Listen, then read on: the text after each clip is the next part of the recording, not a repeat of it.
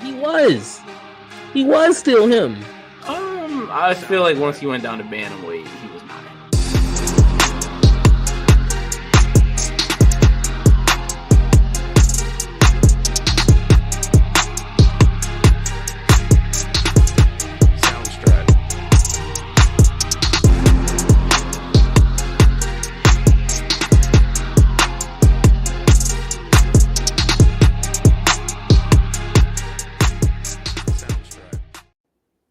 What's going on, y'all? The Road to Go boys are back in business.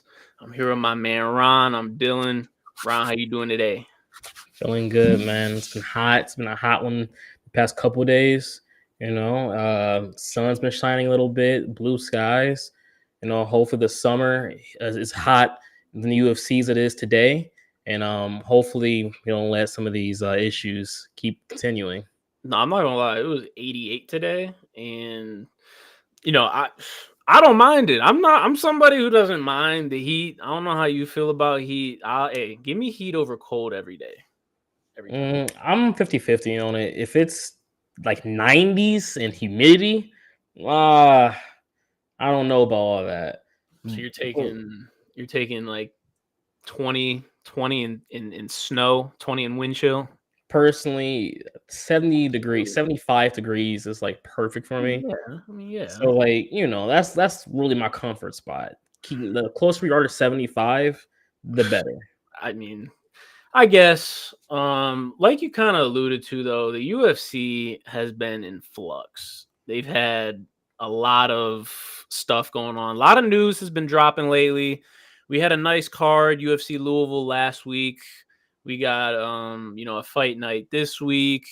We got Saudi Arabia next week. And then, UFC 303 on the heels of that. But before we can even get to any of that, I mean, what's been going on lately?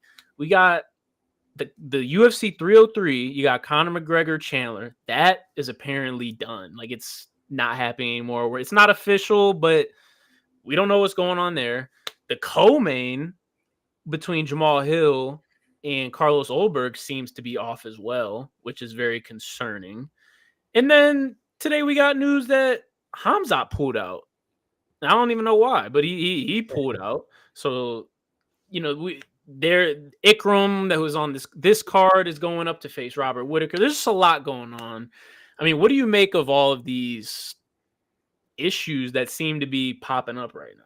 Something's in the air, man. This is the same feeling I get and around training camp time in the NFL, where you start seeing your favorite players go down, and it's like it's so early. You didn't get the chance to even really see them in action. This is what it feels. That's exactly what this feels like. Especially when it's so many cards that's like back to back to back. They're all so close. I mean, I don't know. I would love to know what happened, especially with the Khamzat situation. I know Russians seem to have sometimes some issues, will come to maybe it's like staph infections and, different little things like that at times. But, I really hope whatever it is, it's not anything major. He can possibly get back in there, hopefully in a month or two. But he needs to fight, especially him. He needs to fight. I feel like of everyone who's not named Conor, this is the one guy who hasn't fought. At least Conor's been hurt. Khamzat has been chilling a little bit. I don't want to put that all on him. I feel like maybe it's just the promotion. Maybe they haven't been able to find a matchup for him, possibly with kind of rankings and things going on. I don't know exactly what could be the cause, but I'm excited to see him get back in there, and unfortunately we can't. Well, first off, you tried to throw a little shot, which again was very unwarranted because everybody has pulled out. I mean, we're talking about Conor McGregor. We're talking about the main card over there. They're pulling out. Jamal Hill, Carlos, they're pulling out. So let's slow the roll on your narrative there. Didn't like that. But I will agree, Khamzat needs to get in there. And I will say he's had a lot of medical issues. I just looked, and apparently he fell violently ill. Don't really know what that entails. Could it be something similar to 2020 when he got very bad COVID, where he kind of retired for a little bit? I don't know. He's had a lot of medical issues, but hey, as my friend Isaiah always says, the best availability is being available. So I mean, he needs to. I don't know. He needs to figure it out. I mean, I don't know what to tell him. It's hard. I'm not in his training camp. I don't know what he's doing, but he needs to do something, change something up. Yeah, so, it's been too long. He needs to fight this year. Hopefully, once he recovers, it can be almost immediate. Dana and them can hopefully figure something out on a card rather soonish to throw him on there, because we need he fought Usman, and then since then it's been kind of just like he's just there. He's just on the rankings, not moving up or down, just being a person. And for someone who people had so much high hopes for, they wanted to see. The kids calling aura these days. He had high aura. He was taking any fight whenever. He just wanted to do whatever he wanted. He'll take you down, wrestle. We saw him start his kickboxing a little bit against Gilbert Burns. It was great stuff, and then it just fell flat so fast. Hopefully he can figure it out very soon.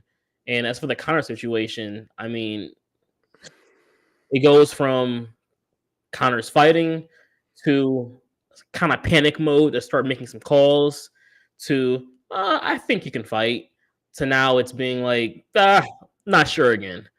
And this is a card that's like what, next week, right? Next week? Nah, it's 2 weeks? 29th. 29th. Okay, so we got some time still, but like not much. But not much. Like, what are and we're still Conor. If it's an injury, I don't know why they can't just say it's an injury, or if he's sick, say he's sick. Obviously, the world knows that there's something up. Why not just give some clarity in the situation? And it's very odd for them not to, which I also saw Ariel Helwani. I've been paying attention to Ariel because he has the inside scoop on a lot of the inner workings of this saga. And he did say the UFC kind of wants to address everything at once. I don't know how good. I mean, I guess I appreciate that, but I kind of would almost rather have updates, now. Because I mean, imagine you get tickets, months ago to go to the UFC International Fight Week card. And now Conor, is he fighting? Is he not? I don't know. Should I get a refund for my hotel? Should I refund my ticket? It almost seems like the UFC's kind of dirty politicking a little bit. Like they're trying to like hold out so then maybe people can't back out of it or people have to go, which I would be annoyed with. But I don't know. I just don't know why they can't just give us updates. Let us know. Is he hurt? Is he ill? Is he just over it? Was he never really gonna fight? I don't know. I need some answers. Especially there's a lot of people, especially since the documentary's been out, since there's already rumors about the UFC's been kind of one kind of way or another in the past. But I mean, dirty politicking, that's I hope that's not a regular thing we have to keep using or saying about the UFC. But hey, that documentary isn't all a good look, is all I'm trying to say, for the UFC and how they've done business. But of course, us the fans get the lowdown kind of whenever it comes to us. But in the behind the scenes is very interesting. Did you get a chance to tap into that at all? I saw a lot of scenes. I've been busy, been working a lot. I haven't been able to sit down and actually sit down and watch it all or watch an episode myself. But I've seen a lot of different just clips and stuff like that, and a lot of people commenting and talking about it, at least though. Man, I watched the first 2 episodes, and I mean that documentary is some elite stuff just because we don't get to see these type of scenes. What they're dealing with right now with the Conor McGregor Chandler and Hamza, all these other things, they touched on lightly in the documentary, obviously in different forms. And we're going to talk about one situation a little later, specifically with Aljo. but you get to kind of see how these other guys, like not even just Dana, but like Hunter Campbell, how they interact with the fighters and how they kind of maybe coerce, maybe they don't coerce. I don't know. It just shows a different side of the UFC. And it's a business at the end of the day. So I understand, but I don't know. I would want to keep my fans in the know with this Conor McGregor Chandler. We couldn't be any more in the dark. We've gone back and forth so many times. Was this fight ever really going to happen? I've kind of always felt like there was a possibility that no. And look, when that video dropped of Connor at the club, that was what kind like we have Chandler in the he's getting some work and he's grinding, right? Some boxing, some wrestling, all that. Then Connor takes the video. I'm not mistaken. Connor takes the video himself, and it's him at the club, late hours, drinks in hand, booze flowing, and it's like you have a fight soon, guy. You should be in camp, getting the body right. And you're like, I don't know. That was like the first time I kind of started to think there's a chance this fight may not. At least at that time, I thought maybe the fight does still happen, but Connor won't be Connor. But since then, all arrows have pointed like to this fight may not happen, and it's disappointing. I really hope he whatever is wrong with him, he can in the next week figure out and be like, hey, like I can do this, and we can get confirmation that he can fight. That's the hope, at least. But it's I don't know. I really don't know. Maybe they're trying to dupe us all this time. I don't know. And I guess that's my next, because that's kind of where my brain went to, is if Connor, you never truly know with social media on whether, Connor was just making an appearance there, whether he was actually drinking, whether or not. It's all speculation. But the fact of the matter is, I was always wondering, is he going to show up to like this UFC 303? Is he going to show up and be himself? That was a huge question that I feel like a lot of people have. If this fight doesn't happen, that only gets multiplied, because now it's like, well, if he didn't show up, was he hurt? So is he still injured? Is he going to be able to come back? If it's something mental, like maybe, I don't know, maybe he had a binge and he's not ready. Is he mentally going to be able to play? Are we ever going to see Connor fight again if he doesn't fight in June?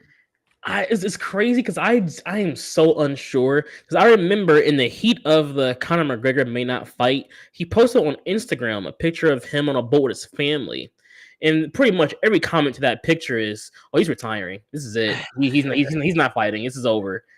And like it was just it was a nice little caption. It was something very just heartfelt and just him having a good time with his family.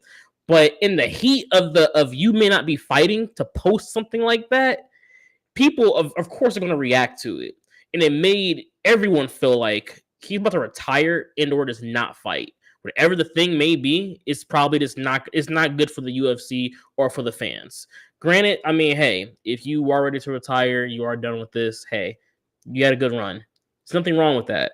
But from the fan perspective, like that, I think was poor timing for us to see something of that nature. And now it's like, if that's where you are, if you were at the club, if you are worried about more just being out in the water with your family and just having a good time with them, it makes us feel like you're not locked in. You can't be. You're not.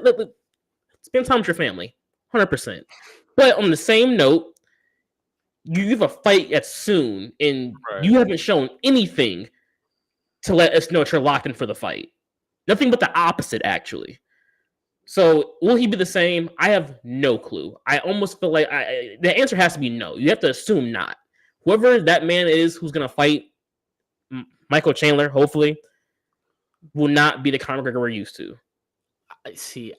Before, I'd probably say yesterday, I was fully on board. Conor's back.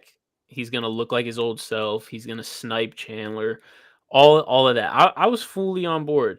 And to this day, I still think Conor will touch up most people that he faces. I think his skill is undeniable and historically great. Unfortunately, I just don't know where his mind and his body are. Like you said, is he mentally on a yacht in Dubai? Like, is he still hungry? And that's kind of where I feel like the UFC is kind of playing games with not releasing why. Because if it's an injury, we know. Hamzat, we know that he got ill. We don't really know what that means, but we know he pulled out and we know that he was ill. Conor, if he's ill, they're going to pull out. If he's hurt, they're going to announce it. If it's neither of those, I just don't know what it could be other than he had, some type of relapse, some type of mental episode. Maybe he got cold feet. Maybe he just feels that he's not really ready. Maybe he had doubt in his mind and he's doing this whole camp and then it gets kind of to June and he's like, man, I'm not ready. Like, I don't feel like myself. I'm not doing it. And he has the power to say that. He has the power to say, I'm just not going to do it because he's Conor McGregor. I don't think he's built that way. On his come up throughout his whole career, he's never pulled out. He's fought through torn ACLs like he did against Aldo. He's fought through injury. He's fought through plenty of things. I find it hard to believe this is the one where he lets that get in the way without announcing it. I don't know. I'm really at a loss. I guess we'll find out. But yeah, something's definitely in the air with this with the UFC lately, with all these cancellations. Yeah, I hate it. Hopefully, speedy recoveries to everyone. Hopefully, we get to see them fight this year at the least. But yeah, man, it's unfortunate. And I mean, now this is starting to affect our cards because I was really excited for one of the fights on this UFC Fight Night between Tricoli and Ikram. That was going to be a banger. Now, for those that don't know, Ikram is going to replace Hamzat on next week's card, so we still get to see him. But I was really excited to see him fight this week. He's going up against a UFC newcomer, and I was really, a big dude. Tricoli, I mean, he's 6'5", 6'6". He's fought at light heavyweight.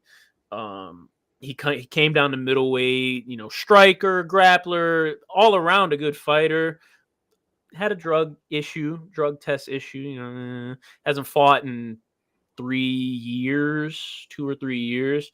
So that was kind of what if, but I think it would have been an very interesting stylistic matchup that we now are robbed of. For sure. Granted, we do get to see Ikram against Robert Whittaker, so I'm not too upset, but that's definitely a shame. Before we even get to that, I want to talk about last week too. We had some good fights last week. Your boy got back in the win column. We finally seen Raul Rosas fight. We had a questionable main event, but before we even get to that, let's talk about the Raul Rosas versus Ricky Turcios fight. Raul Rosas ended up getting a rear naked in round 2, I'm pretty sure. He looked good. He looked good. I thought Ricky looked good too. I thought Ricky looked good. Relatively, Yeah, he looked striking wise. He looked pretty decent. It looked actually more even than I thought it was going to look striking wise when they were standing up in the first round. But we knew the grappling between the two of them was going to be it's going to be a lot. It's going to be scrambles. It's going to be position changes. People grabbing the back. It's going to be people are going to get in trouble. A whole bunch of things. Even still, though, I was still a little disappointed in Ricky. I think he really went into that fight with the mindset of Raul isn't ready for him. Mm-hmm. Like, even the way he came out in the fight, Raul's trying to, dap up, just a little hand touch. Okay, let's get going. Ricky exploded with a head kick, like with intention. Like, he would have been the most hated fighter instantly in the UFC if that would have knocked out Raul. That'd have been crazy. That'd have been wild. And then he kind of is pressing forward in a like kind of. I'm not gonna say he wasn't, because I'm sure he's seen the film. He was ready for a takedown at some point to happen, but he's kind of just pressing forward, ready to explode with kicks and punches. And Raul, I think, surprised him a little bit because he also was coming back at him with different punches and whatnot. But then as the fight does start to get grappling, it starts more wrestling and grappling related. Ricky, as the fight went on, he does this in every fight. He gets content. He doesn't care about going to the ground because he feels that he's probably better than you on the ground, which I understand, but you're facing someone who's just as good, if not better than you on the ground. Raul isn't someone to play with. It doesn't matter who you are. There is only the most probably stamped wrestlers and jiu-jitsu guys. I think you get taken down by Raul, and you have the option of being like, I don't mind being here. I'm going to do something with this eventually. Ricky, you don't got that kind of authority yet. Your name doesn't ring bells like that yet. And granted, you look good, it's all right in the first round on the ground, but in the second round, Raul blasted with a single or a double, and Ricky went down almost immediately. Like he didn't fight back almost at all. And from that moment on, it was all Raul. I hope I want Ricky to show me more, but I think he played into the game of Raul a little too much, and it, of course, ended up being Raul win. Yeah, I mean, he did come out pretty hot. I'm pretty sure he was still upset about the reason their fight got canceled last time, because I'm pretty sure that was Raul's fault. So he probably was still a little hot, but you're right. That would have been crazy if he would have came out and head kicked him. Because don't do that. Just if he's going to do that, just swat his hand away or something. Like don't We're playing UFC 5 or something, like that's something you do in UFC 5. In a video game. In a video game. Like in real life, you're crossing a line. These are unspoken lines you're crossing now. And like you said, it kind of played out like that. I did think he looked pretty decent.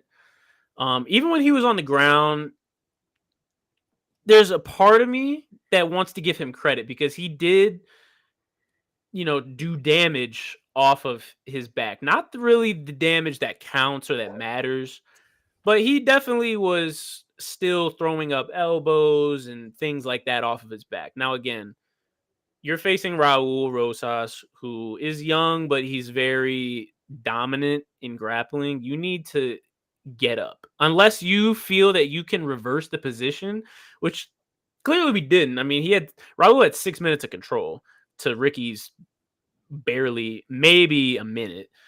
So he clearly couldn't reverse the situation. I feel like when you realize that, your next objective needs to be, hey, get up. My pride doesn't matter anymore. I don't care who's better. I need to get up to get this fight back even. He didn't really do that. It didn't necessarily cost him in the first round. Like I said, he looked pretty good in that round. The second round, Raul got his back, and it just wasn't in his favor, and it showed. Raul, though, I got to give credit where credit's due. He looked good. He did look good. Even for the short amount of time we saw him striking looked good. I mean, if he keeps, what is he? Is he 20, 21 right now? 22 or something? 19. He's 19? Oh, man, if he keeps going at this pace right now, the sky is literally the limit. Like, Ricky is a veteran. Ricky's been in there with other grapplers, strikers. He has wins against some good opponents, and the fact that he was able to go in there and kind of, like I said, control him on the ground, willing to stand with him. Hey, Raul keeps this pace up, he keeps this degree of advancement. He's gonna be a legend in the UFC. But here's my issue, my general issue. It's not even specifically with him. So he got in the UFC at what? He might have been 17. I think he was, because he was like 17 or something when he got signed. That is so young to be in the UFC. I feel like, aren't you bound to hit some type of maybe burnout or something of that nature? I mean, I feel like it's hard. I mean, you got guys like John Jones, who, yeah, he got in the UFC at what, like 21, was champion by 23.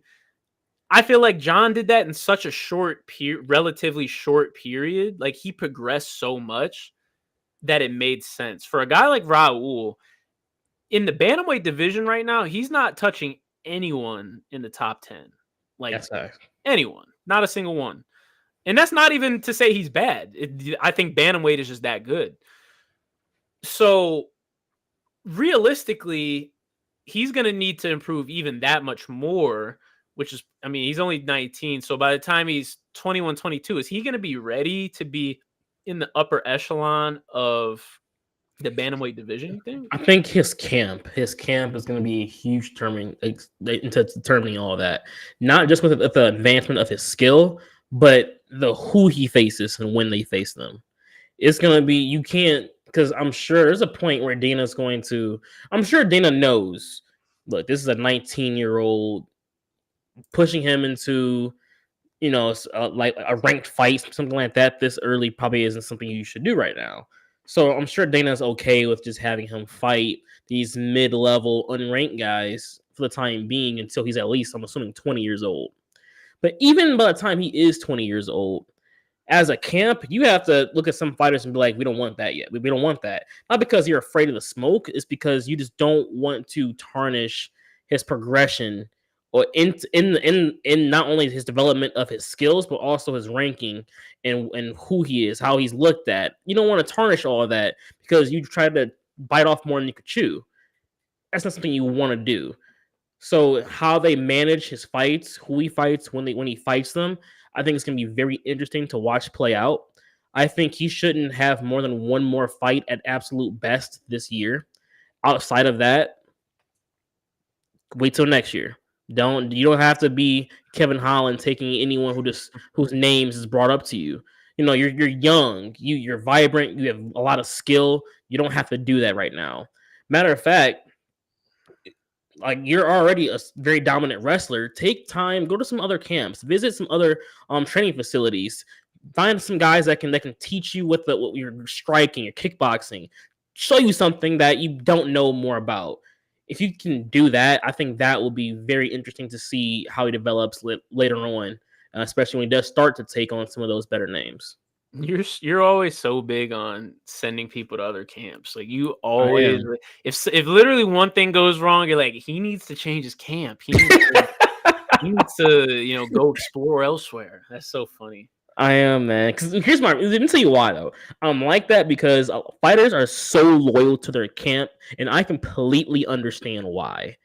But if you've been at the same camp for like 6-7 years, and you have the same problem in your game every single time you go out there, hey, something's got to change. Something has to change. Something has to change. He's young, so he can stick with his camp for a few more years, and everything should be all right. But I do think there's a point he's gonna have to change camps, man. You're gonna figure find something new out there. There's so much out there to learn and know. Restricting yourself to one place like your entire career is crazy to me. Especially if it's like a 10-year relationship, bro. You should have been left. I'll give you 6 or 7 years with one camp before you should start at least exploring or at least training with other people. You can always go back, but just go somewhere else a little bit. Find something else new. That's all. No, I do hear you. And I mean, a lot of, I would say, bigger stars in the UFC, they do that. Sometimes they'll even bring, their head coach or their favorite coach along with them. We've seen Conor McGregor do that. I mean, Valentina, she's trained in every gym across the world. So Love it. we've seen fighters do that. So I'm not hating. I'm not saying don't do it. It's just funny.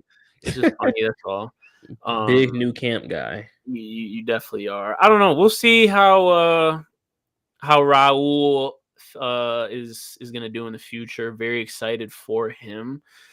I think Ricky will bounce back too. He's I don't want to say a contender, but he's a fringe. I could see him being a fringe 15, 14, probably at best. So there's a spot for him as well. I can see that. Next, your boy Dom Reyes got him a dub, got him a win. How did that make you happy? How'd you feel? I was definitely glad. I was glad to see him back in the win column. You could see he was relieved. He was joyous.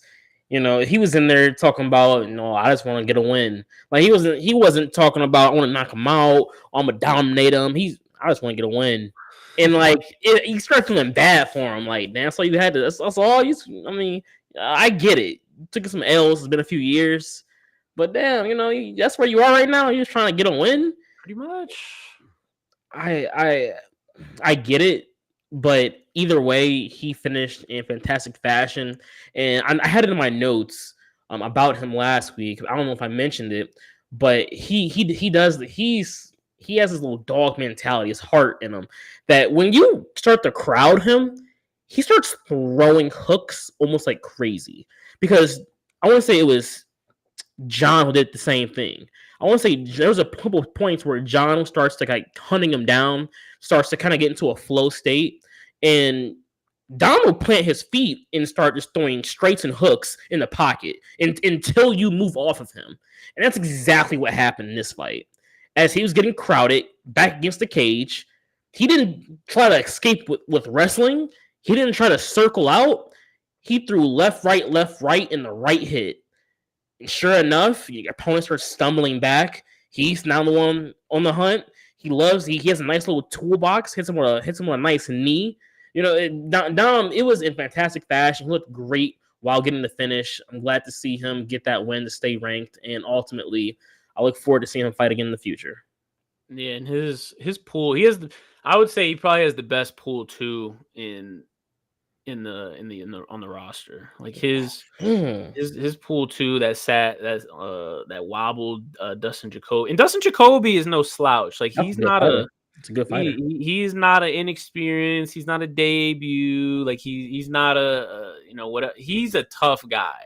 And we saw that. That's kind of where he got himself into some trouble, because he probably went in with the mindset of, hey, this guy doesn't really have a chin.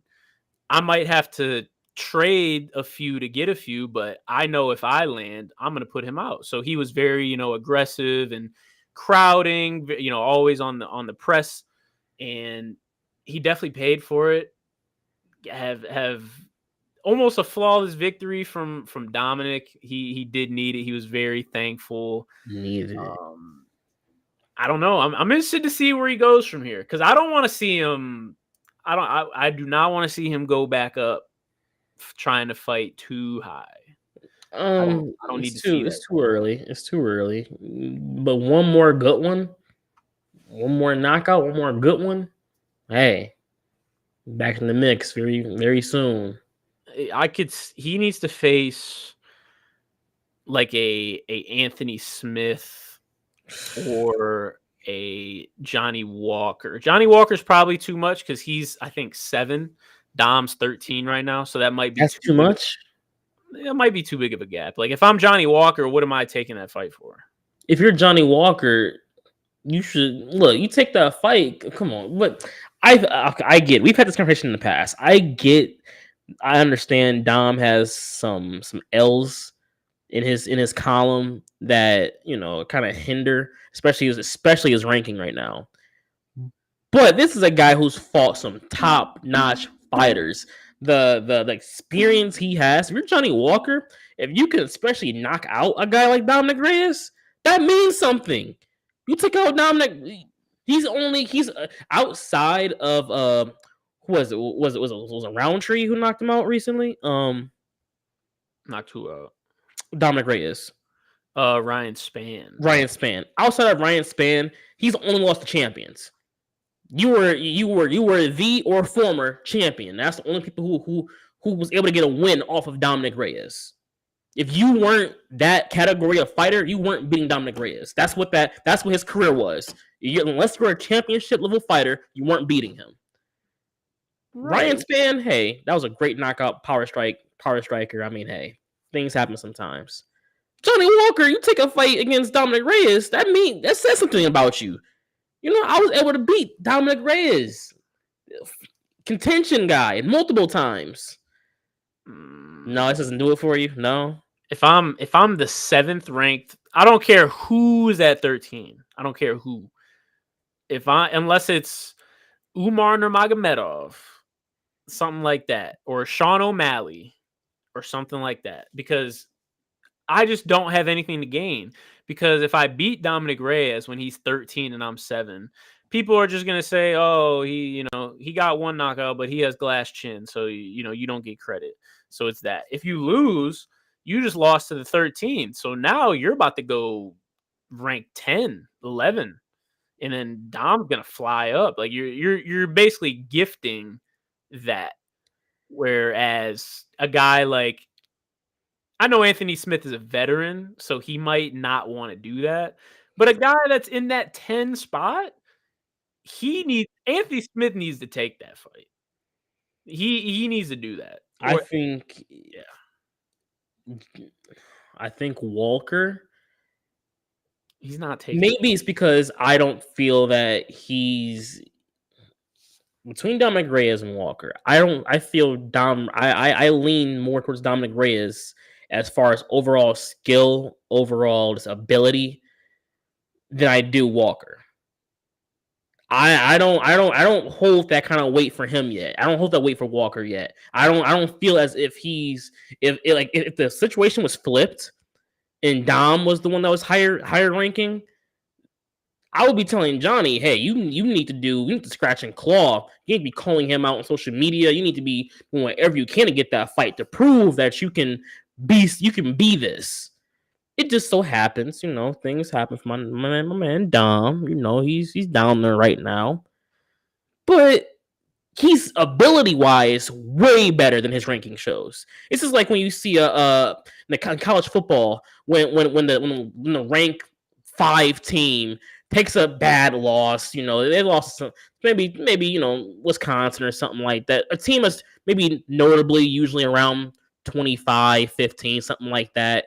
Take a bad loss, and now you're ranked all the way down at like 10 yourself. But we know who you are, though. We know we know you're there. A team that can beat you, that means something still. I think Dom is that team that's usually 5. Took a bad loss though. He's not where he should be. See, I want to agree, especially with your college football analogy, but it's more like, a top 5 team that goes on a 3-game losing streak in conference. LSU, they lost to Alabama, sure. They lost to Georgia, sure. And then they go out and they lose to Kentucky. And it's like, man, we're giving them so much credit because we know that they're a good team. They were in the top 5 at one point this season, but they're on a 3-fight losing streak. They lost to Kentucky. Oh, I don't have a problem with them being ranked 20 in the nation now. So I don't know. I just feel like, and again, I believe Dominic Reyes is very better. He's much better than his ranking too. I think he can climb his way back up. And I don't usually feel that way about some people who are at the top and then they fall from the graces. I do think Dom can climb his way back up. I just don't know if he has the clout to get a rank 7 fighter as a 13, like a Sean O'Malley or a Umar. I don't know. I don't see it yet. Go out there and beat the brakes off it. You retire Anthony Smith, and then you show everybody who won it next, who won it, and now the narrative is everyone's afraid of Dom Reyes. That's all I'm saying. Hey, I'm with you. Wish the best for Dom. Dustin Jacoby, I'm a fan of him too. He seems like a great guy, so wish him all the best too. Main event, controversial stoppage between Nasruddin Imavov and Jared Cannonier. Some might say an early stoppage. This is back-to-back weeks, early stoppages. I mean, well, no. This is the first real one. But for the people that didn't see it, it was a good fight. Cannonier and Imavov, we were kind of going back and forth, and it was getting good. Jared looked very good. He looked like I didn't think he was going to be able to manage the distance as well as he did. Not to say it was perfect, but I didn't think he would be able to manage that distance as good as he did. Granted, I think he did have a reach advantage, which was kind of weird. Yeah, he did. But either way, I still didn't think he'd be able to manage it that well, but he did, and he seemed to kind of be in control of the fight. The tide did start to turn in that third and fourth round, and then in the fourth round, Nasruddin landed a heavy shot, and it wobbled him, and it turned him around, and then the ref definitely might have called the fight a little early. How do you feel about that? I think he was definitely early. No, it was. Like, I understand two things.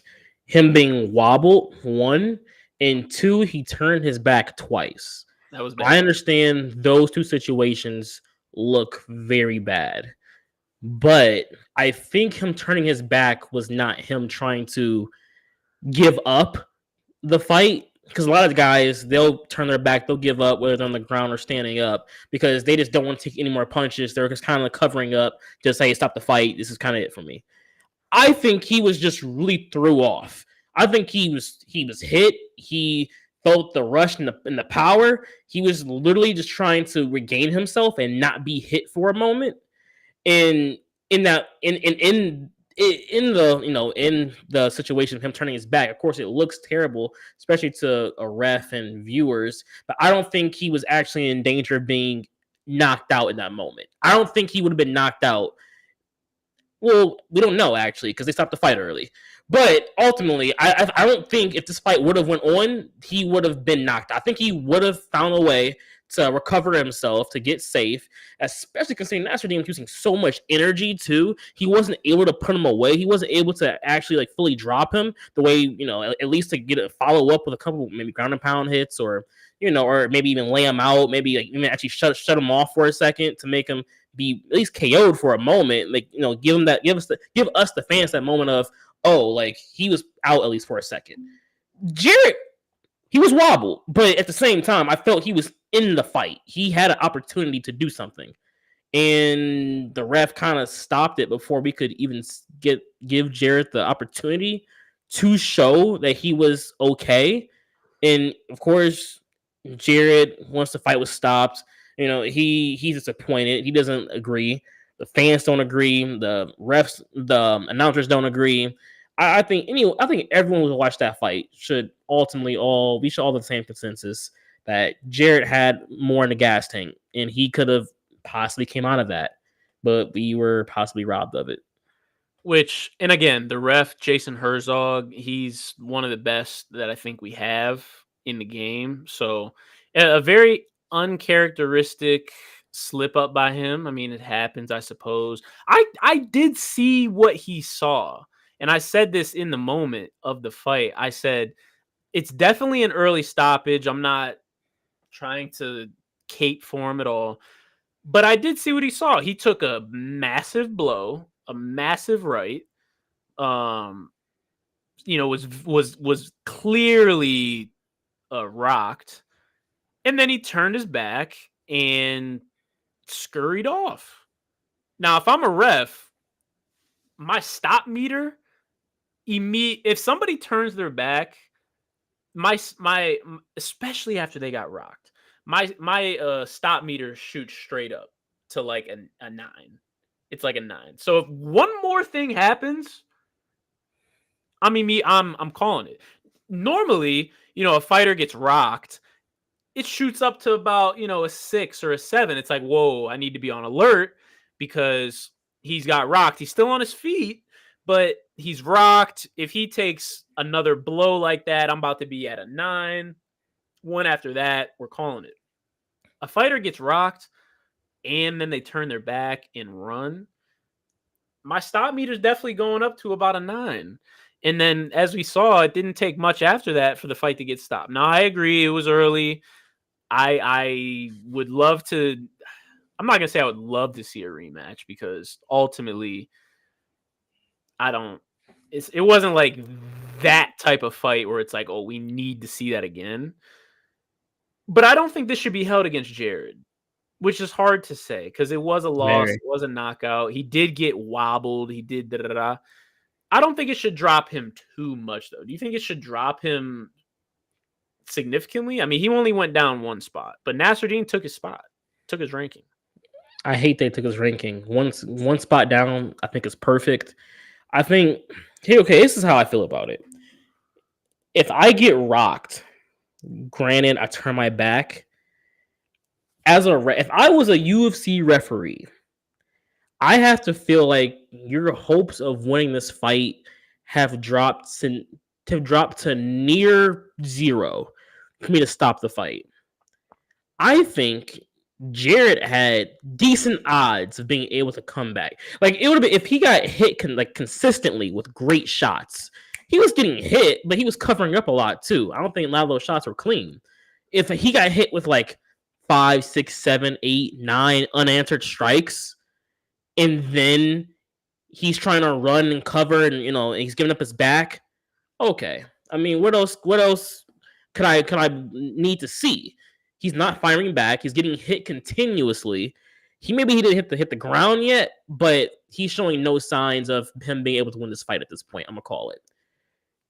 Jared, that wasn't the case for Jared. Jared got hit with one good strike. He was swarmed with other strikes. Some may have touched him, some didn't. And he turned his back. It wasn't enough to make me feel as if it was warranted. I didn't feel like he didn't have a chance anymore. I didn't feel like he was about to be actually out. I didn't feel like he was in a situation where he couldn't get himself out of. I didn't feel like he needed to cage to keep himself up. Though some would say, that makes him still liable to be all right still. But I think I just felt as if in the moment, Jarrett was perfectly aware. He was fine. He took a big hit, but he was not out the fight. There was still a chance for him. And I think the ref, Jason, robbed him of his chance. Thing about Jason's one of those, social media guys. He gets on Twitter and people ask him questions and he'll respond and give you his honest opinion, whether you like it or not, on how he felt about a situation. And then, there's other refs, was Big Dan or Big John, he'll comic. People may start to attack Jason, and John will step into hey, this is he did his job here. This is how the job's supposed to be done. And I can only imagine as that finish happened, the attack on his Twitter that probably happened. I don't think I've seen him say anything about the stoppage or about that fight since it's happened, which I would only imagine he'd apologize. If he tries to defend it, I personally feel like he'd be defending something that's not right. But I mean, like you said, uncharacteristic. I think he definitely was a little antsy this fight to stop it for some reason. But I'm glad it only knocked Jarrett down one spot and not anything more. I got his Twitter up right here. He quoted a tweet and he said, "I know what I was seeing in the moment, but I've got enough feedback telling me I need to reevaluate, so I will." I think that's a pretty straightforward answer. All right, I'll take it, JC. Back in good graces. He was accountable. He says he knows what he saw, which I think in his mind at the time, he didn't have a vendetta against Jared. I think he really saw what he saw, and he said, "Man, I need to stop it." Now time has passed. I'm sure he's been bombarded on every platform, and he's going to reevaluate. What that means, I don't know, but at least he's accountable. I know there's some judges that maybe need to take this approach. Oh man, there's some judges. We need some at names for some judges, so we can all just jump them. We can just tweet after tweet after tweet, just let them know how bad they are at judging fights. I wouldn't be surprised if they didn't even have social media. They shouldn't. They better not. Yeah, because especially Mike Bell, I've talked about him 5 times on this pod. That guy, I would be tweeting him. Look, I mean, this is a little off topic, but make these judges give a presser after the fight. Make them have to explain to me why they gave a round what they gave it. Because especially, was it 302? Was it particularly where there was just a string of terrible, terrible judging? Like, you don't gotta do all the fights, but give me the judges that looked at maybe the main, co-main, and maybe like one or two of the main event fights. So maybe like have the refs have the judges come in and talk about it's just a few of them. Just hey, I saw you everyone else scored it 30, 30-28. You scored a draw. What did you see that made you say that? Make them answer the hard questions, Make them have to explain why. Because I hate when these judges and what they be doing. And that was just off topic, but I had to put my hate out there for them. No, I agree. Like the fact that the Sean Strickland Paulo Costa fight was a split decision, like that's crazy for a 5-round fight. Like it wasn't even like it was 3. It was a 5-round fight that was a split decision, and somebody had Paulo up 4-1. Like I don't claim to be the all knower of UFC, of MMA, of anything of that sort. But I'm almost pretty sure like 99.9% of the community had Sean winning that fight relatively comfortably. That's why it's just so crazy that a professional judge who's getting paid, who controls these athletes' career trajectories, would have someone like Paulo Costa winning 4 out of 5 rounds. And it's like, what were you looking at? Have you ever been to a class? Do you know what any of strikes mean? Are you a lot of these judges be boxing judges? I don't know if you know that or not, but a lot of them come from the boxing commissions, and they just transfer over to MMA, and maybe they look on YouTube. I don't know what they look at to learn, but they just do that, and I'm like, man, it's got to be someone else, maybe a former fighter, maybe get negligence. Straight negligence. People get fired for what some of these judges do. Yeah, I mean, it's pretty gross. I don't know where Nasruddin goes from here, but he might have to fight like Marvin Vettori, to be quite honest. I hate that fight because it's winnable. Vettori, I mean, bro, the top 3 in middleweight are gone. Sean, Israel, Rob. They're booked. They're done. That's really the only person that really makes sense is Marvin. And I think that's a good fight night headliner. I think you make him earn it. Make him fight someone else. Maybe someone he doesn't want to have to fight. Maybe just someone who doesn't want to fight. But make him have to defend it. I know Paulo. No. Hey, I think that Jack. I'm not good. Jack. I like Jack. I feel make him prove that he deserves that ranking, and then all right, if he wins it again, okay, all right, he can fight someone worth noting, I guess. I don't know. I think I don't know. I think Marvin hasn't fought in a while. I think they should line that up, but ultimately, I don't really care because middleweight, they got their own issues right now going on. Ikram's he's not even ranked. He's about to fight Robert Whittaker. I don't know. Isn't that insane? If we really, ultimately the rankings don't mean anything. We always get us as fans, the UFC fans, we get caught up in rankings, but they ultimately do not mean anything because Ikram wins this fight. I'm not going to say he's in title contention, but he's easily top 7. Like he'll debut at like 7 minimum. It's gross because you're right, and like it feels unfair. It feels unfair, but like, how do you not? You beat Robert Whittaker on a week's notice. Granted, he had a fight, so he's in camp. He's in shape. You beat Robert Whittaker. I don't care what you were ranked. You're at least top 10. And I think he's a top 10 fighter, so I'm not mad at it. I think he'll mop up Chris Curtis, Anthony Hernandez. Like I think he'll mop those guys up. So it's not even that big of a deal to me. But Very interested to see I how feel all that you. goes. I feel you. I agree. I think he's top 10. It's just giving an unranked fighter an opportunity like this is very interesting because you're setting a precedent. If he beats Robert Whitaker, wherever you rank him, there you now have to make future decisions based off of this. You did this for this guy, so therefore, with this guy who's ranked 12 because he beat someone who was 3 or 4 or 5, why not? If he beat him, why not put him in the title contention? Why not put him in the title fight next?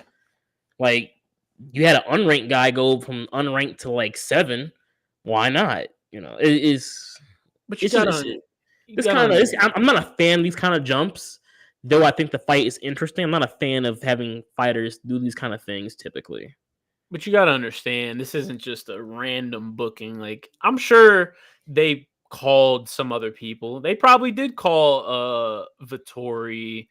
There's not too many other people to go. They might have called Jack or Manson. I'm sure they called some of these people. Pereira just had a fight. Like, on a week's notice, I probably wouldn't say there's anybody on this list who's going to take Robert Whitaker on a week's notice. So I think it makes complete sense, only for the reason that Ikram was scheduled to face Paulo Costa, back last year. Right. So he clearly had that trajectory. They thought highly enough of him to potentially link him to Apollo. So it's not that crazy of a jump to me to do that. Similar to kind of how again last year Islam I forget who he was scheduled to face, but he was scheduled to face somebody and they ended up pulling out and they put Bobby Green in there on very short notice. And he didn't really deserve that. His ranking wasn't high. He wasn't in any type of contention. He just was in the right place at the right time. He had just had a fight where he didn't get touched. So he said, "Hey, I'm in shape. I just had my camp. I'm a week out. Let's do it." Nobody's going to take Islam. People don't even want to fight Islam in general, let alone on a week's notice. So, it's similar to that, but sure, I'll give you. I'll let you slide with that. Sure. yeah, I guess we'll see. So yeah, that was a good card. UFC Louisville. It did what it had to do. Got a kind of a mediocre. I don't even know if it's mediocre. It's just a lot of unknowns on this upcoming fight night. This Ikram Tricolo fight really piqued my interest. It was going to be a banger, but the main event is going to be a heater. It's going to be a great fight. I'm very excited. It's a flyweight battle. Alex Perez, Tatsuro, Taira. This should be a high energy, high pressing, high volume type of fight. What are you expecting from this fight? It's going to be very tactical. Very tactical. We know how Perez likes to fight. He jumps in at times with a flurry of different combinations and strikes. But outside of that, he's just a very solid fighter all the way around. Is it with Tatsuro? Is that how you pronounce it? Tatsuro? Yep. I like what he brings to the table. The toolbox he has. Let me see. And this in the notes I was taking down while watching him. He's very patient.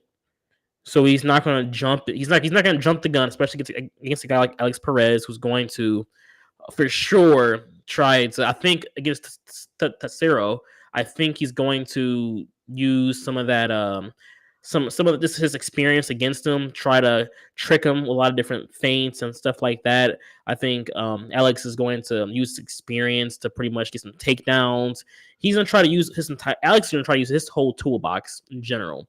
But I don't know if he should go for any takedowns or if he should be okay with going to the ground with Tatsuro.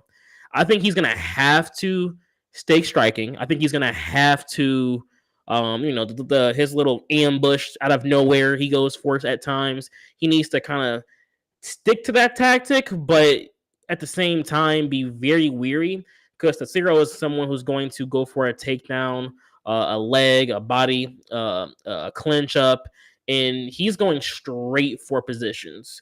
He's good at control, staying on top. He's had multiple fights in the past where he's given up good positions just for submission.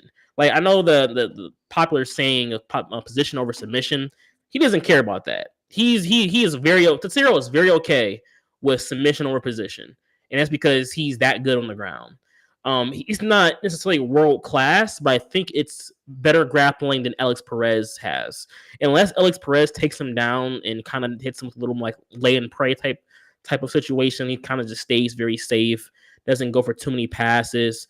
Kind of this, very minor strikes that can possibly keep Tatsuro down the ground and possibly get him a win because Tatsuro, like I said, he's patient even on the ground. He likes to go for opportune submissions, but if you take submission opportunity away from him, he's kind of just going to be there. But outside of that, Alex has the striking advantage. He's going to have to use that. Just don't jump the gun. Don't be transparent. Don't continuously go for trying to blitz him. Just stick to your typical game plan. Don't get caught up in grappling exchanges. And I think Alex Perez will end up winning this fight. But I can see it the Tatsuro submission win here. I could definitely see it. Wow. Okay. I'm definitely going. I'm going Taira, man. I think he's very polished. I do agree.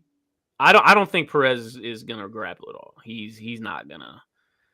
It just wouldn't be wise to put yourself in that situation. If he was like a forced, if that was his main strategy in most of his fights, I could see, hey, let me challenge this new guy, let me challenge this youngin, and let me try and do that. But man, Tatsuro on the ground, he's like you said, he's always looking for a submission, and he has nasty ground and pound too. He does. I didn't mention it. You're right. He does. There's plenty of fights where he will always go for the submission. He'll go for that finish, and maybe he can't find it. One of his favorite things is to get the body triangle and go for the rear naked, things like that. And when it doesn't work, he'll flip you over, get into the full mount or like a body triangle mounted position. And boy, he will rain down elbows. He has nasty ground and pound. He's never satisfied with, going to decision. He's always trying to get that. So I think that his advantage will be there. On the feet, he's very skilled, very tactful on the feet. I will say, though, he does leave himself open doing some of his more diverse strikes. And he's been dropped. He's been dropped a few times. Even on the ground, he's left himself open to different submissions. He almost got finished in his last fight. Like, there's different issues he has defensively. I feel like offensively, he has it all figured out. Defensively, not too sure. But nonetheless, like I said, I'm still rocking with him. He's faced adversity. He's came out on top. And ultimately, I think he's going to outclass Perez. You think outclass?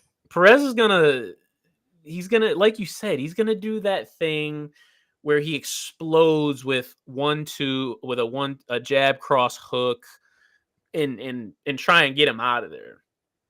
And when he does that, I think he's going to get caught, unfortunately. Here's my thing. I think Perez is going to watch the film, and Tatsuro has beef with overhands and hooks. He has beef with them because an overhand or a hook puts him down almost like once a fight. And Perez, especially the way he explodes out, set him up. At some point, an overhand or a nice hook. So I think it's gonna put him down. I know in the past I've been an Alex Perez hater, and I still am. But I think he's a veteran. He knows what he's doing. He's a smart fighter. He's high IQ guy. I think he's not gonna let himself get into that kind of trouble ultimately, which is why I think I'm gonna have him with this win. I don't know if that's good though, because he does he does his best work as a forward forceful fighter. Tatsuro, though, I feel like more balanced. He can, we've seen him be the more aggressive fighter, lead the dance, but we've also seen him play second role and kind of be the more counter uh striker. I don't know if Perez has that in his bag to be I'm gonna take the back seat and counter you. I don't think he has the patience to do that. He has the skill to do it. Does he have the patience though? I don't think so. Way I see it when it comes to guys like Perez that are very like, forward fighters, we're not asking you to be a counter striker.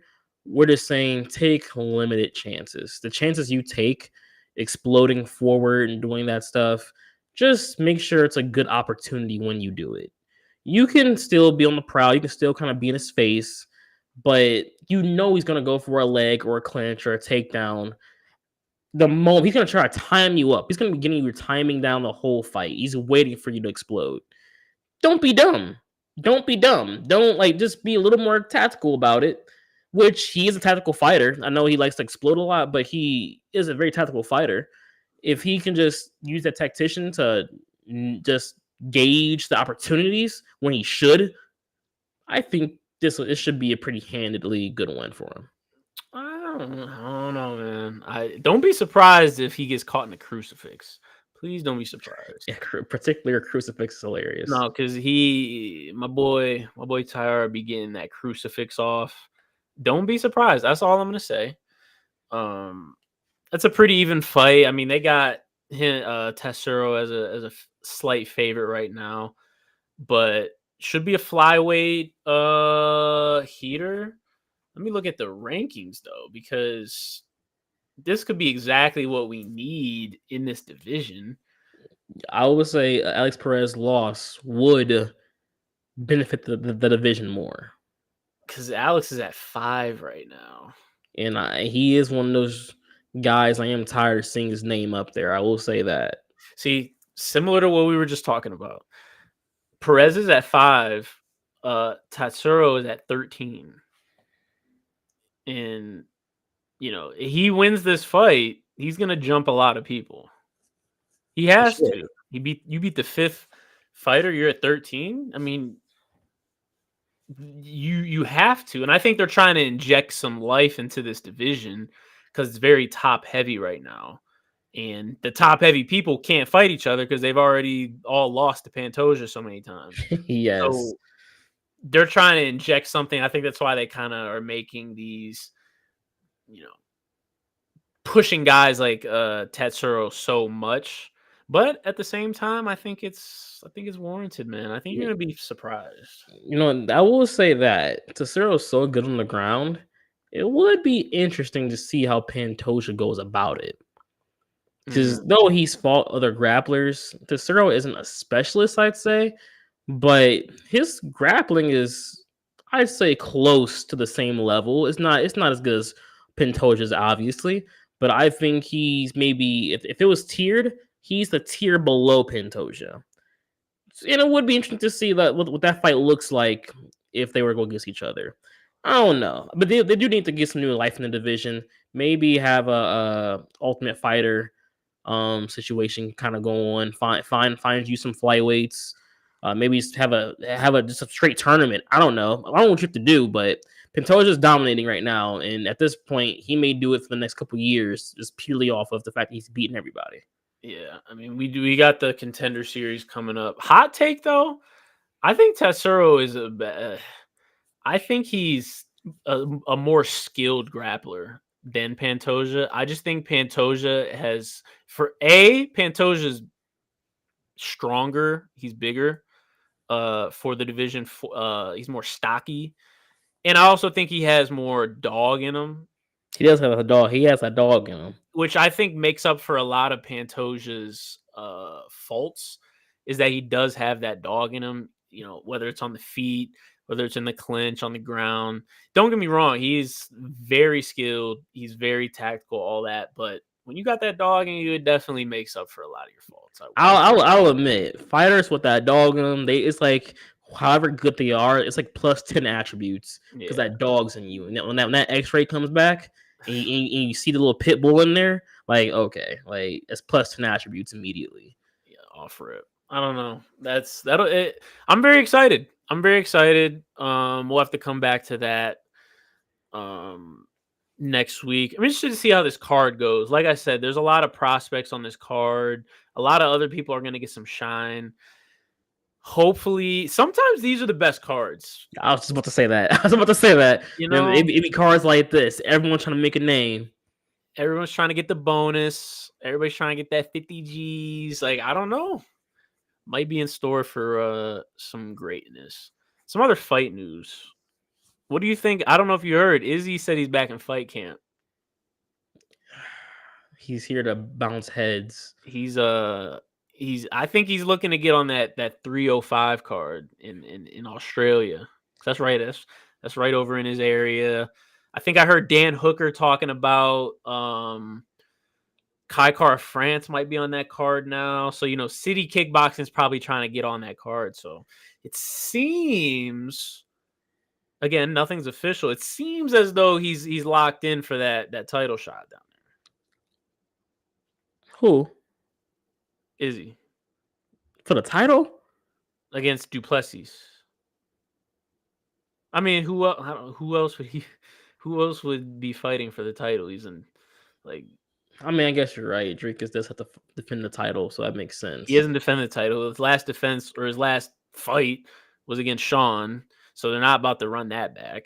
Yeah, I just feel like if Rob wins now, Hamzat's not even an option. A lot of people were saying if Hamzat wins, he should get a title shot. Can't do that now. If Rob wins, he's not getting a title shot. So it's like, okay, I see how this is gonna go. This is gonna go Dricus, Izzy's gonna go Sean, Rob. Rob's gonna win that. Izzy's gonna win the belt again. It's gonna go Izzy Rob, then it's gonna go Izzy Dricus. I can't see Izzy Rob 3, bro. I don't want to see that. We don't want to, but that's what's gonna happen because purely off of like rankings and how it has to happen. Like there's gonna be Izzy Rob 3.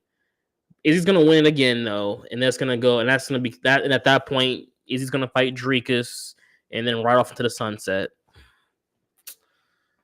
Man, I'm not gonna lie to you. I really wanted Izzy Sean first because both those are two fighters that debatably both deserve it almost equally. And I feel like a number one contender fight is like the perfect fight to have them both do it. I think, but ultimately, though, I mean, Dricus Izzy was especially just as exciting once upon a time as a Sean Izzy would be anyway. So, I mean, I'm not too mad about it, but I am interested to see what happens in that kind of situation. With Dricus being how he is, he's probably going to be the most aggressive fighter. Izzy, would have faced. Is he back to being him? Has he recovered? Is he back to being the guy who can break down your whole strategy? He counters, get flash knockouts. Is he back to his old self? I am very interested to see how this goes. It's gonna be exciting either way. I'll give it that. I'm not sure. I'm really not sure. I imagine that he's coming back with a vengeance because he got embarrassed last fight. So you get embarrassed like that, you have no choice but to come back on a whole new level. So we'll see how that goes. How do you feel about Jake Paul versus Mike Perry? This is just off the cuff question. That's a fight now. That's happening. That's real. It's gonna be boxing or it's gonna be like bare knuckle boxing. Yeah, not bare knuckle.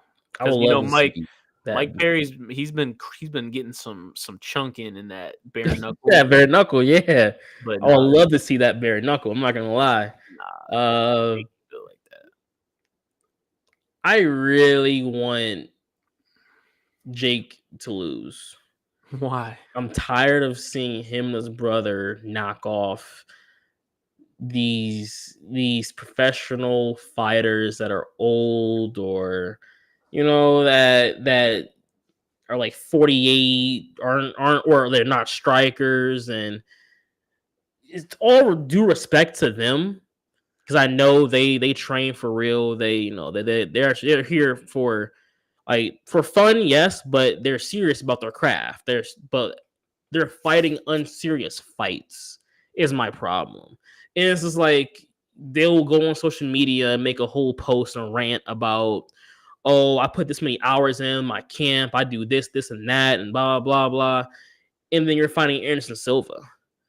Like, what are we talking about? Like, how do you think people are going to react to that kind of news? Mike Perry's different, though. Mike Perry, he has some dog in him. He has that striking. He's gonna take it to him. He's gonna take it to him. I really hope that he gives him the fight that we've all been wanting to see out of anybody at the last name Paul. And that's gonna be what I'm tuning into. I'm gonna tune into that. I don't know. You beat Mike Perry, you actually get some credit, because you do. Because like you said, you beat a 48-year-old Anderson Silva. It's like, you're not getting credit for that. You beat Ben Askren, who has thrown probably 7 strikes in his life. You're not getting credit for that. Diaz, again, he might have thrown 10 strikes. You're not getting credit for that. Nate Robinson, those guys, respect them. They're MMA goats, they're MMA greats, all that, but they're not boxers. Mike Perry, he's been boxing. Granted, he's been doing bare knuckle lately, but he has boxing skills. He's throwing them, and he's in shape. He's not washed. He's not old. Yes. So I don't. Speaking of, though, I don't know if you've been keeping up with this, which I don't know if a lot of people are. Anderson's fighting Chael in Brazil this weekend. I forgot about that. I've been extremely tapped in to everything that's going on because I need Chael to get a dub. Like, I need him to. You need Chael to get a dub. I need Chael to get this. I need Chael to avenge his losses that weren't really. Well, the first one wasn't even really a loss. It was. Really, what? He didn't even lose a round that fight. He lost one round. Like, that's the round that mattered. He didn't even lose he was winning that round. That's the crazy part. Is he didn't even lose a round. I will say, Chael's taking this very seriously. Like, he said this isn't like a gimmick fight. This is, like he said, I've been thinking about Anderson Silva every day for the past 10 years. Like, this is a chance for me to get like my redemption and right my wrongs. Like, he's taking this very It is also Chael's son, though. This is the greatest marksman in the UFC history. Oh, for sure. So, like, I feel him, but I have a hard time believing he's taking it that serious. Especially knowing Anderson is not taking this serious. Why would he not be taking this? He's taking it serious because it's going to be a fight, but Anderson hasn't been serious in a fight since before he was a middleweight champion, and that led to his downfall. But that's the last time we've seen a serious Anderson. At 48 years old, boxing, Chael, come on, man. They're taking this serious, bro. If I tune in and see them chunking, if I see haymakers going, I'm gonna be not only one surprised, two, that's gonna slap. I'm gonna appreciate that a lot. But Chael, let it go first off, because you lost. And then two, if you lose to Anderson, it's Anderson Silva, dog. It's Anderson. What are we talking? Like, come on, you don't be mad about it. Don't be upset about that. You lost to one of the goats, one of the figureheads. It's all right. I don't think he's upset. That's the thing. He's not mad, and they're on good terms and all that. But I think he just, because he should have won the first fight. That's probably what would eat me up. Like, that's what would kill me. I upset, the GOAT, who nobody gave me a chance to beat. I beat him 4 rounds out of 4 rounds. I'm in this 5th round. I'm on top. Like, I'm doing the work. I'm winning this round, and then you get caught. Like, that probably would haunt me for the rest of my life. I will admit that would actually, like, I'd be 60 years old, and I would think back to that fight for sure. I would be thinking back on that. But according to him, he said it won't make up for that, but he said this will ease the burden. I'm going with the undefeated, undisputed GOAT, Chael Sonnen, in the matchup. Come on, dog. Anderson Silva all day, every day. We're gonna see that Filipino boxing style come back out. We're gonna see the hands down, nothing but head movement in work. And it's all you're gonna see from my man Anderson. We're gonna see the showman come back out to do what he does, to officially put Chael Sonnen in the dirt. End all of this.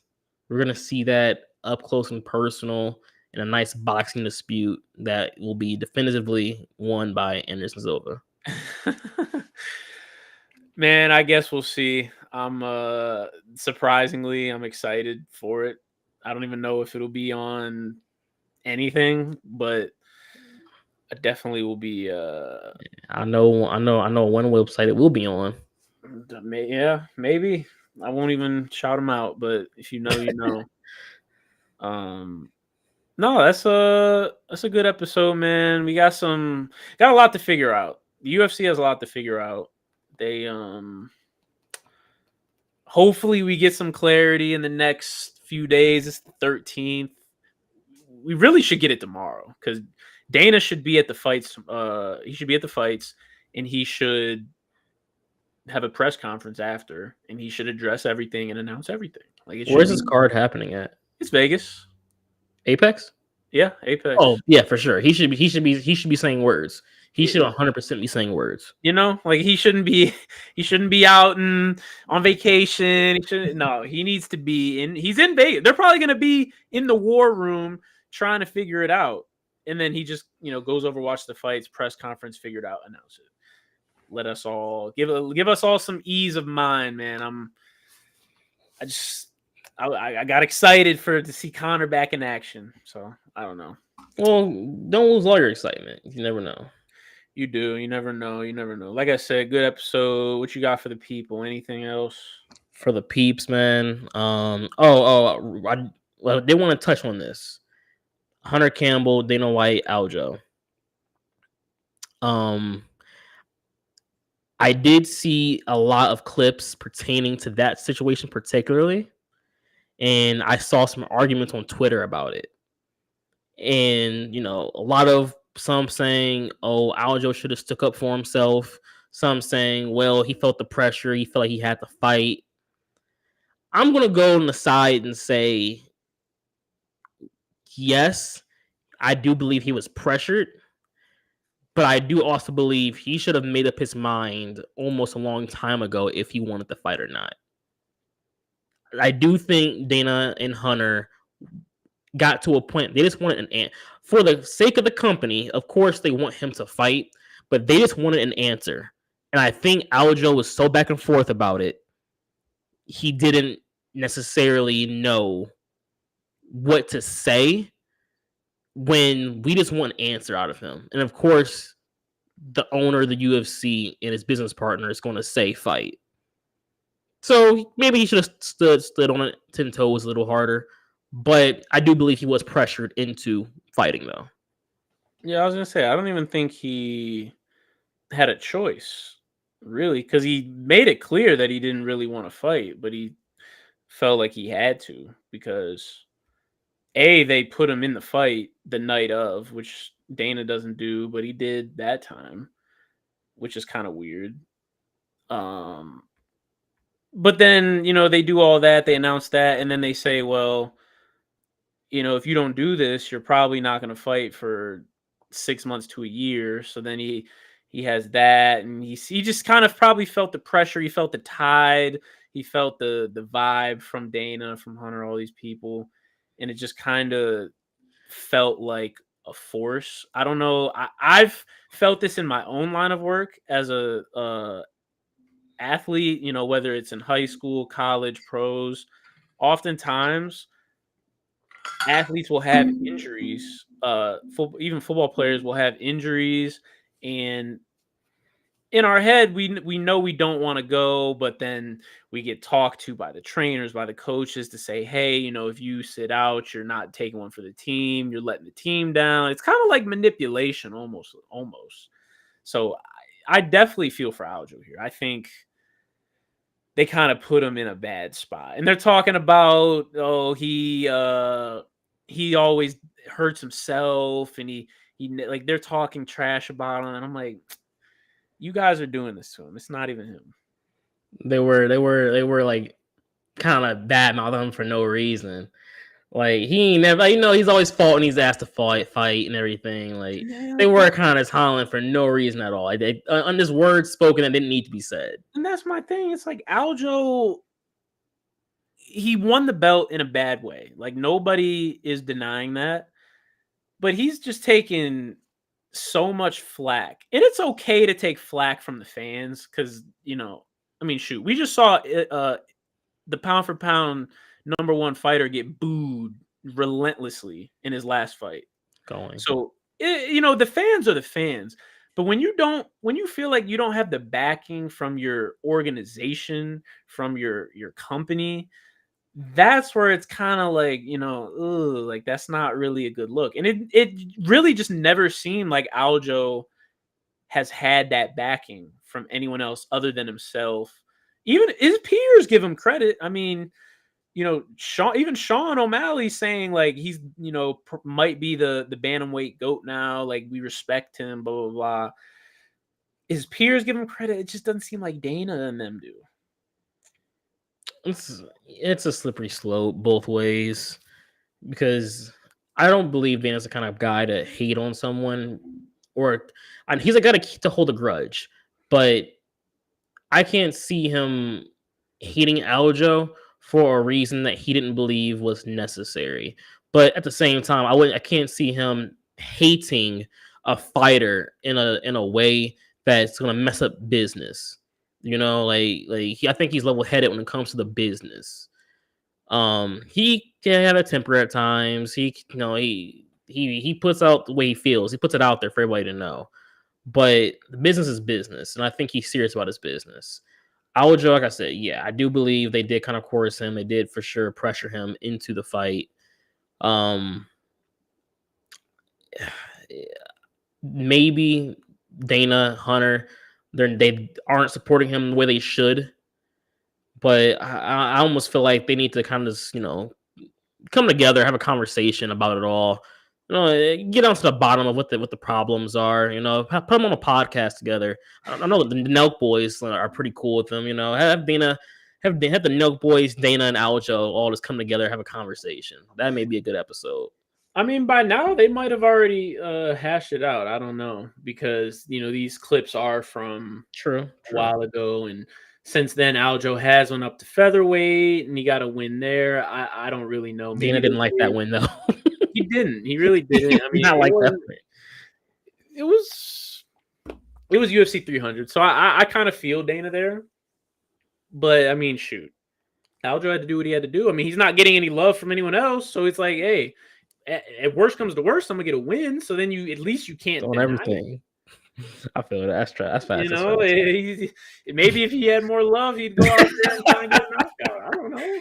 Tisa, you know what? He said, forget y'all. I'm gonna go give me this dub real quick and get back to the crib. Hey, if I don't got the backing, you can't not back a dub. That's just facts. That's just facts. That's facts. But I don't know. I can't. I got one more episode left. I might go tune in. I'll probably tune in tomorrow, man, because like I said, it's some great content. And they talk about all types of different fighters and situations, and even seeing John Jones and just kind of going through the different emotions, seeing him go through different emotions from his injury to him talking to DC on the phone. Like, it's just, I don't know, it's just stuff that DC's funny to that too. I wish we could see all the time, but we only get a glimpse, so you got to take advantage. Knowing the businessmen Dana and Hunter are, I'm willing to bet we're gonna start seeing more behind the scenes type stuff soon. Oh, I bet this is doing numbers. They're gonna start releasing, maybe not in like episode type things like this, but they're gonna You know how the NFL has a hard knocks. They're gonna start seeing the UFC version, but like more like behind the scenes business type stuff. Yeah. You want to know who started all this? The one, the only, Conor McGregor. Okay. Notorious, the best MMA doc to date. All right. I think we're about done here. I We don't can know we if you can close saw this that. out. It's you, regardless of how you feel about the whole situation with the fight and without it's basically this UFC doc, but following him through his camp. So it's very I don't know, seeing a fighter go through weight cuts, even 4 weeks prior to the fight, dealing with injuries at their home, meal prepping. It's interesting, man. I don't know. I think you should watch it. I'm gonna watch for sure. I'm gonna watch. I will not be thinking about Conor McGregor and his impact while watching, but I'm gonna watch. We might see this UFC 303 debacle on next year's doc. We may see everything from UFC 300 to through this True. on next year's doc. There's been a been a lot of drama lately. I don't know. We'll see how it goes. Like I said, good episode. Excited for Perez versus Tatsuro. Interested to see how Ikram does the week after, and then I guess we'll see what 303 does. I don't know. News soon to come, I'm sure. Very curious to see how that goes. We will. That's Ron. I'm Dylan, man. We're logged.